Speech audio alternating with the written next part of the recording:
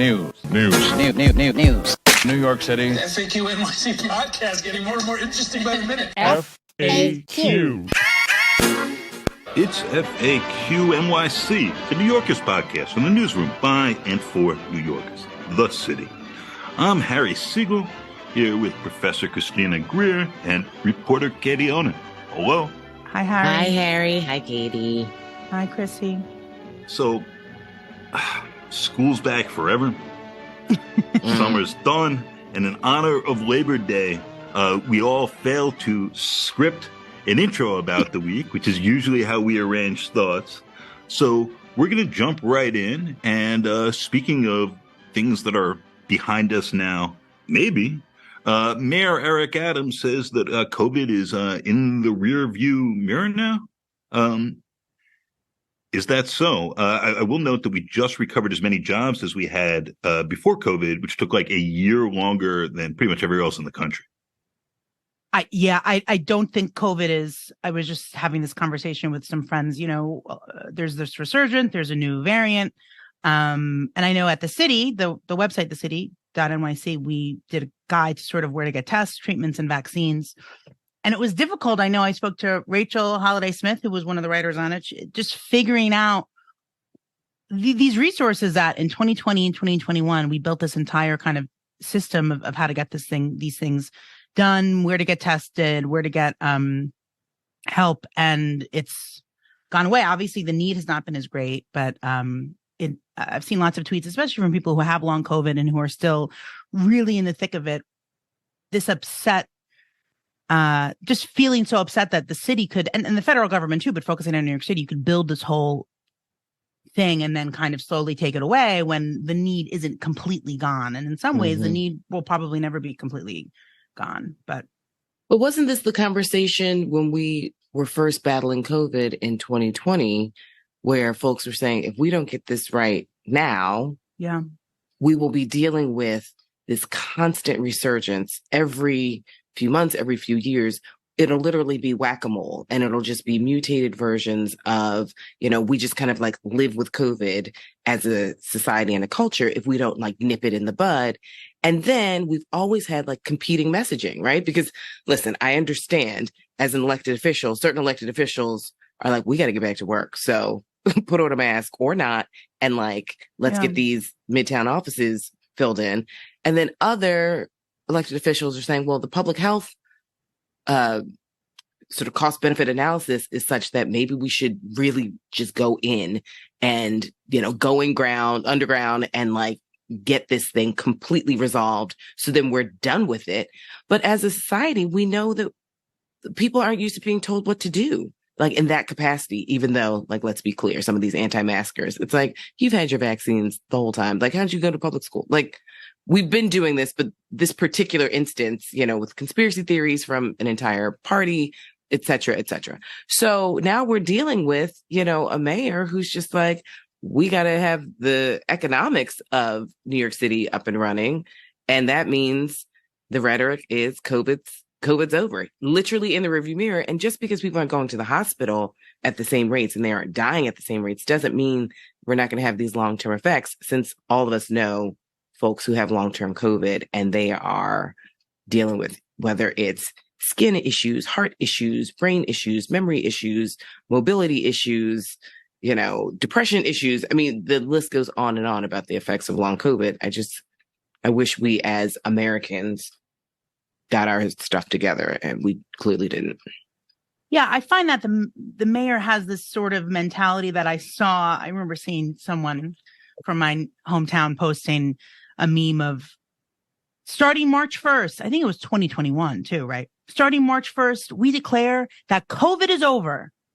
Like you can will or manifest it away. And it's like George Bush in the war, right? Mission or accomplished. Donald Trump and COVID. Like, hey, we'll be good before Easter, guys. Yeah, right. Easter 2020, which is like unreal. I always remember family friends talking about how they were going to host for Palm Sunday. I was like, okay, you'll be dead if those fishes on the table. But yeah, so I think there's certain, again, I don't know if this goes into the mayor's magical thinking of rocks and gems and bracelets. Look, I wear bracelets. I have a couple I've been to Sedona. I have love stones because it can't hurt, right? But I also don't believe that these things. Look, I put a bunch of those rocks that I got at some foo-foo store in Montclair in my bag in March 2020, and I still got COVID. Hey, listen, I'm holding that was on all to the proof I my needed. like malachite and hematite and Oh yeah, I put them in the sun after you told them to. Yeah, I take them to the beach. Or, listen, I put them in my bra and to have energetically good days. I mean, like the whole night. I'm you all know I'm a low key hippie. I get it, but there are certain things where the world of medical science needs to come into play. And just because you say it's so, it's like, listen, I could say I'm a size 2.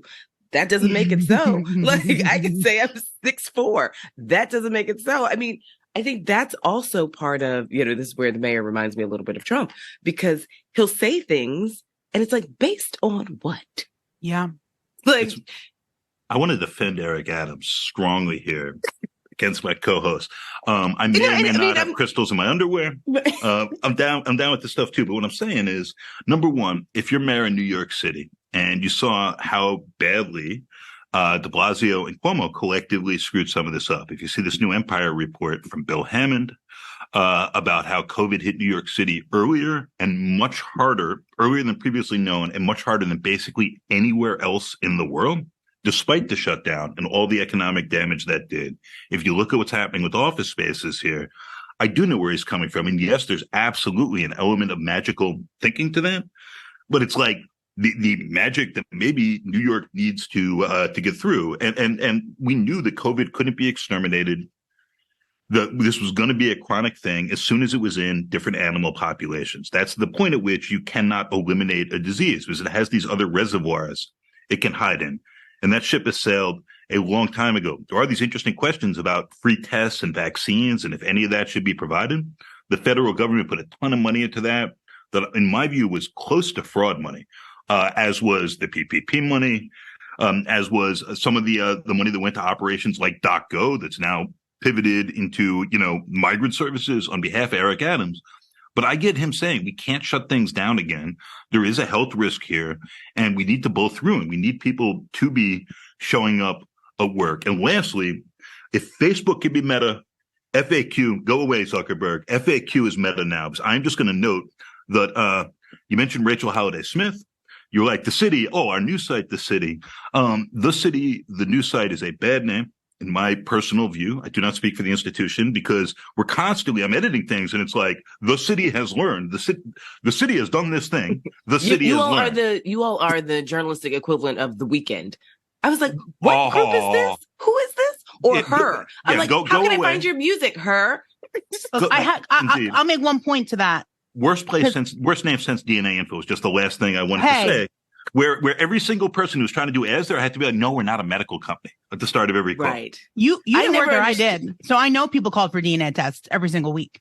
Oh, really? Oh, yeah. People wanted paternity and tests, and they were like, Maury Povich style. Anyway, I will defend the place that's still cutting my paychecks, Harry. Because I'm a big new wave fan. In the 80s, I guess late 70s, a little man called Sting, Andy Sumner, and Stuart Copeland called their band The Police because of the international free advertising. I'm sure that was confusing, but everyone knows who they are. And I say all caps City, or as I say, I'm from the city, the good city. I love that. Listen, on next week's episode, Harry's phoning in from Chrissy's couch. So Onion, 1999. That's how long it's been. One of the all-time classics, op-ed by Sting. Headline, I used to be kind of cool once. It's been a long time. I love Sting. How do we devolve to this? I just was pointing out, you have The Weeknd, The Police, The City, all caps The City. Sting is on tour with Shaggy, I believe, just before we transition back to the news. Yeah. Sting's a reggae guy, don't forget, Puffy pays Sting every time he opens his eyes. So yeah, Puffy's given all the rights back to the artists after 20 years of Mace being like, suck that lemon dry. There's got to be. I saw that too, and I was like, yeah. Puff Daddy's a very smart person. There's got to be some trick. Like, he would not willingly give Faith Evans over her stuff. There's got to be some. Well, I mean, also though, Puffy, come on the pod. Talk to us. Take that. He received some icon award, and Mace called him out and was essentially saying, you have done to us what all these white execs have done to Black artists for generations. You're just a blackface doing the same exact exploitative practices. And so after 2 decades, and, there's a comedian, Moranzio Vance, who has this really great YouTube video called Puffy is Poison. And he literally just details every single artist that Puffy has started working with, and then they've disappeared. I mean, it's just like, what happened? He's like Loon and Danity Kane and like the orphans from what's that TV show we had them walking across the Brooklyn Bridge?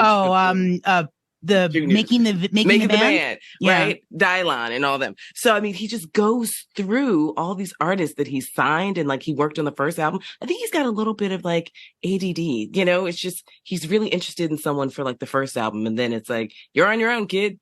And then if you can make it, you can make it. But like Black Rob, Shine. I mean, when he goes through these names, it's like, oh my gosh, I forgot about him. Like Day 12 and the Jackson, nephews. I mean, it's just, Puffy, I know you're trying to get into heaven now, but I don't know financially if it's a little too late. He's going to heaven under his new name, by the way. We're several names behind with Puffy, Sean Love Combs, which respectfully, or not so respectfully, sounds like something you would buy at the Pink Pussycat Boutique. Well, since you brought up Shine, I'm now thinking of his biggest hit, I guess, with Barrington Levy, which can lead us to the news from yesterday, the West Indian Carnival Day. Whoa! Look at Katie bringing it full circle. I went just because that was, it's funny. I went yesterday morning. I wasn't working, but I was just headed to the beach. I'm like, oh, maybe I could try to go to the carnival breakfast, see Hochul and Adams, and then like which I do this a lot, even though I've lived in only lived in New York City. I'm like driving there. I'm like, you moron, where are you going to park? I don't have press place. And then I just continue to the beach. But I was looking at the coverage. I thought that, it was really interesting. And this was an initiative from Mayor Adams. It was televised for the first time ever. When you think of how large the parade is, and you think of, you televise the Columbus Day Parade, you televise the St. Patrick's Day Parade, with full telecasts with TV anchors. So it was on Pix 11, which I found, I thought that was interesting because it is such a huge parade, and a huge cultural parade. But yeah, I know what that's about, Loki. At Pix 11, there's a Black executive producer who pushed for that. And so I think that is a larger conversation about diversity in the newsroom at all different levels, because it makes absolutely no sense that we've had this parade in the city as large as it is. And it's actually smaller nowadays than it used to be when we actually had Caribbeans in Brooklyn. Right. And yes, there's still Caribbeans in Brooklyn, but you all know what I mean. Gentrification, subtweet. So I think that to me is a larger story, because I was on a different text chain with some Black women in media, and that's how it came to be. I mean, she fought for it for a very long time for it to happen. And it's sort of like, oh, well, does anyone really pay attention? It's like, I don't know, just a few million people who, come in from far and wide. I mean, I was in Harlem yesterday and there were flags everywhere, essentially helping people buy their country's flag so they could just get to the parade and already have their accoutrement and not have to buy it, Listen, I had my little Bahamian flag hanging out the window. Shout out to the Bahamas, Cat Island. I never really claimed the Bahamas until, my grandmother died before I was born. Then my father was like, you do know that she was Bahamian. I was like, actually, did not know. And then I met a woman from the Bahamas, and I just found out. And I said, oh, my grandmother's from the Bahamas. And she says, yeah, Cat Island. And they're like 11 or 13 habitable islands as far as the chain. And I was like, how do you know I'm from Cat Island? I mean, there's so many islands. And she was like, you look like everyone on that island. Oh, wow. Have you been? When I was a kid. Yeah. And then I tried to go in, 2017, and there was 2018, and we had one of those blizzards where I stayed at JFK for 24 hours and then realized it's not happening. And I really wanted to go and, have a whole little back to the equivalent of my motherland, I guess. But yeah, our family's trying to figure some things out with some land and family. That's cool. But yeah, I guess the top lines from it, I was reading the coverage, obviously the political aspect of Hochul, Adams, they didn't walk together. Mm-hmm. I did see the mayor walked with Assembly member Jennifer Rajkumar, who is practically a deputy mayor at this point in terms of what's that appearance. Friendship I we mean, can talk, but that's a what that's is- a podcast for another day, I believe. We okay. should invite But her I'm on like, and what's see. the tie that binds? I'm Ambition and power and maybe some other things. Jeff Colden has a very nice piece about some of this, I believe, Politico, if I'm not flipping bylines, in which case. I know, Gotcha. yeah, City and State wrote about the assembly member. I mean, she is in Manhattan a lot for someone who represents Queens, but again, we can Indeed. discuss that another day. I watched lots of clips, lots of videos. I think it's a great parade. The politicians really get into it.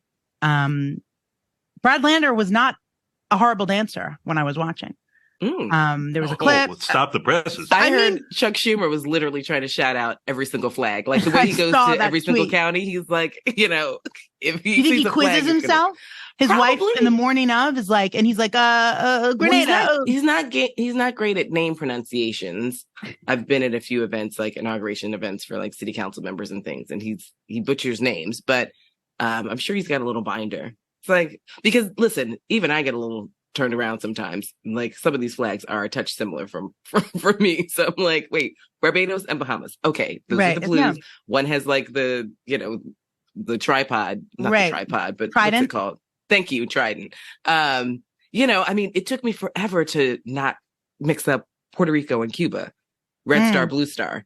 Yeah, it's a lot. And there's a lot of flags. I used to quiz myself as a kid to memorize flags, but Oh. my brain has sort of Well, I find the Run away flags from at the end of my iPhone. I'm like, can you give me a better heads up? I finally realized they're in alphabetical order. Yeah, they're- So I'm like, okay, I know Jamaica. Like, so then it's like, okay, I'm in the J's. Let me move forward or let me move backward. Okay, so let's focus. Another thing that I wanted to just kind of bring up with my favorite politics people is we're in Who are back they? to- Oh, us. Yes. Yes, who? You're like, who? Should we go get them? So it's back to school. And Harry and I talked about this a little bit last week, Katie, while you were diligently working someplace. But parents are figuring out sort of pre-K, they're figuring out public schools, they're figuring out ESL, they're figuring out buses that may or may not strike. We want the school chancellor to come on if he'd like to. That would be fantastic. Katie, what are you hearing on the streets about people and their comfort level about, the new school year? Does It's it feel like interesting. we're ready or no? Yeah, I had forgotten this aspect, but they're reverting back to the 8 a.m. start, which I think they had stopped during COVID. They made it later. So I know, I don't have any kids. I do have a nephew in public school. My sister is actually now an assistant principal. She just got a promotion. Congrats to her. Got out. She doesn't listen to this. Sister so it's Honan. fine.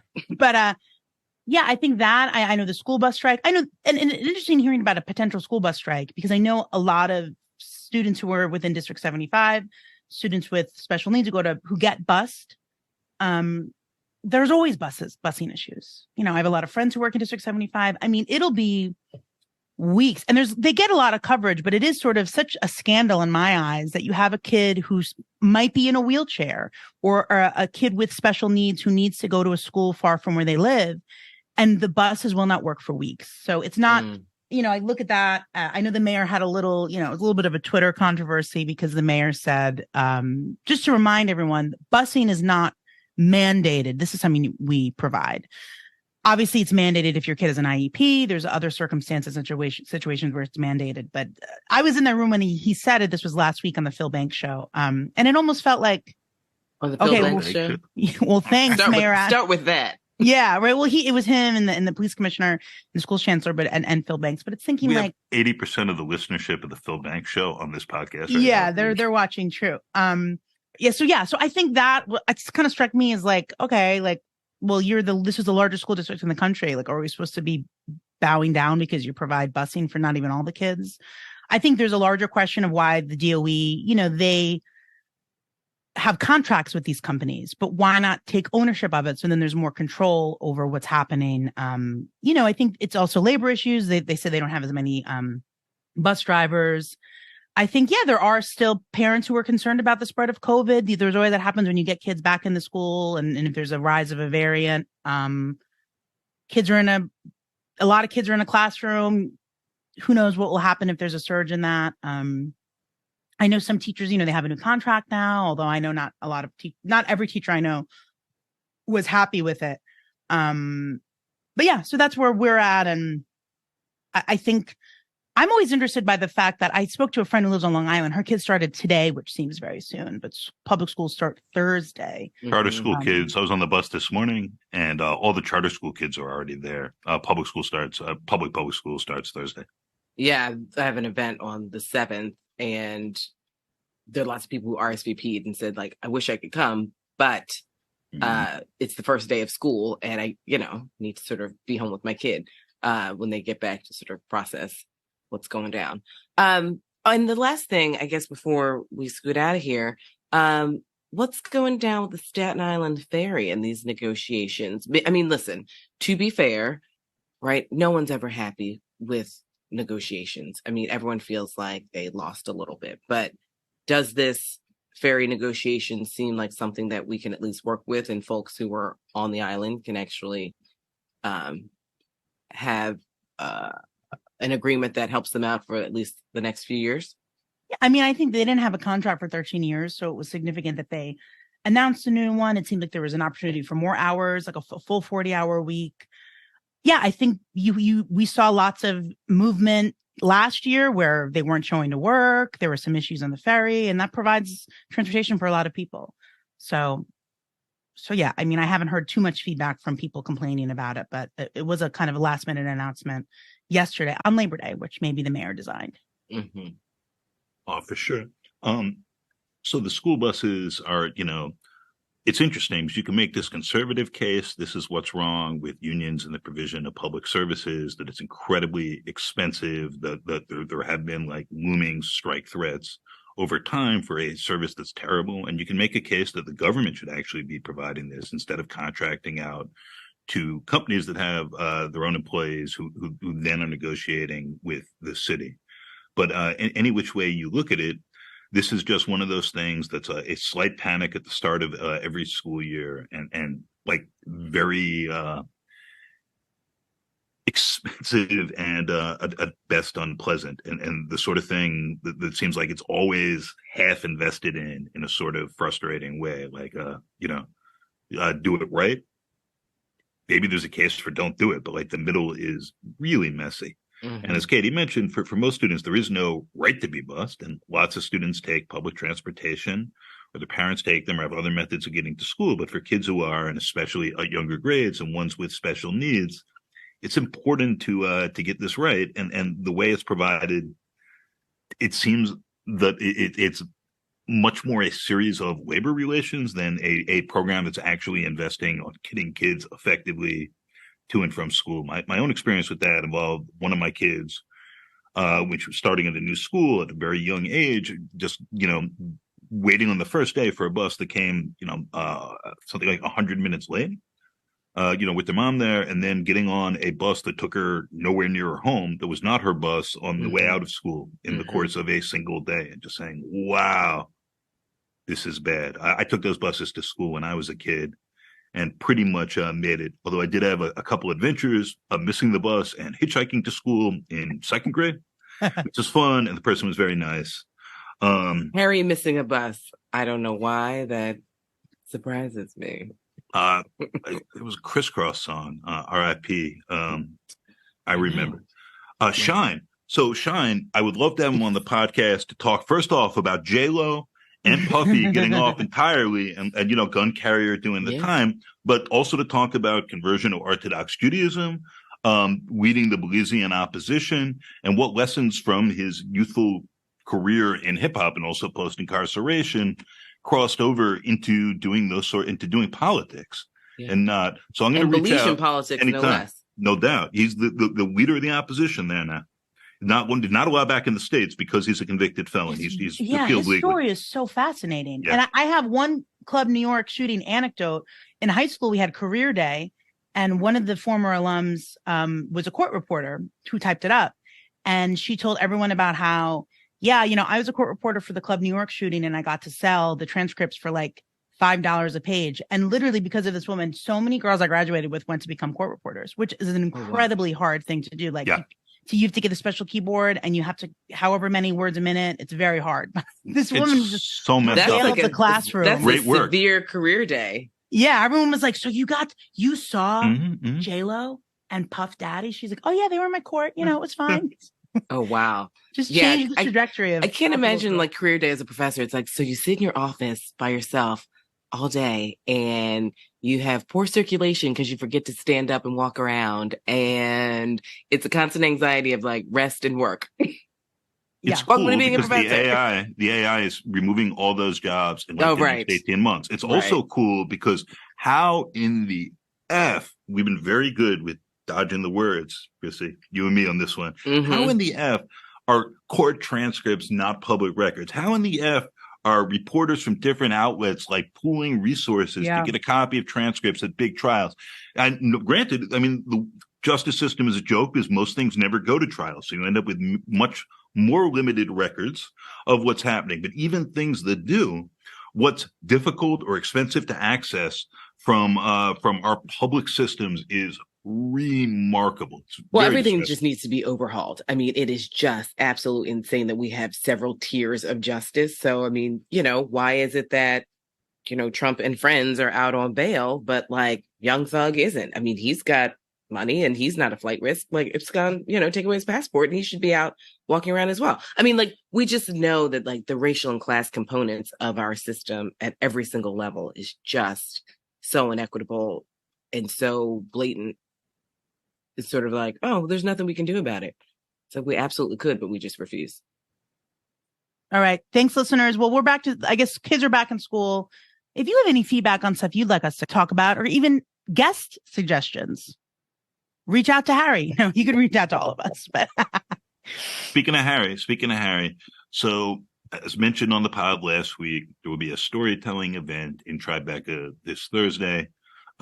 If you're interested in this, just reach out to me. And if I can, I will be very happy to share the details in the evening. Goodbye. stay cool. It's going to be hot. FAQ. This has been FAQ at NYC. We're part of the city, nonprofit, nonpartisan newsroom dedicated to hard-hitting reporting that serves the people of New York. Our work's freely available to everyone at thecity.nyc and is supported by listeners and readers like you. Go to thecity.nyc/give if you'd like to pitch in. We're a proud member of the Brickhouse Cooperative of Independent Journalists, Critics, and Artists. Find it all at popula.com. And I'm happy to announce, now affiliated with the Moynihan Public Scholars Program at the Colin Powell School of CUNY City College, where our own Chrissy Greer is one of the inaugural fellows. Yay. Our hosts this episode were Christina Greer, Katie Onan, and me, Harry Siegel, who's also our executive producer. Our Adamir is Engine Chimera, something like that. Thank you, listener, for joining us, making it this far. Be kind, be cool, and we'll be back soon with more.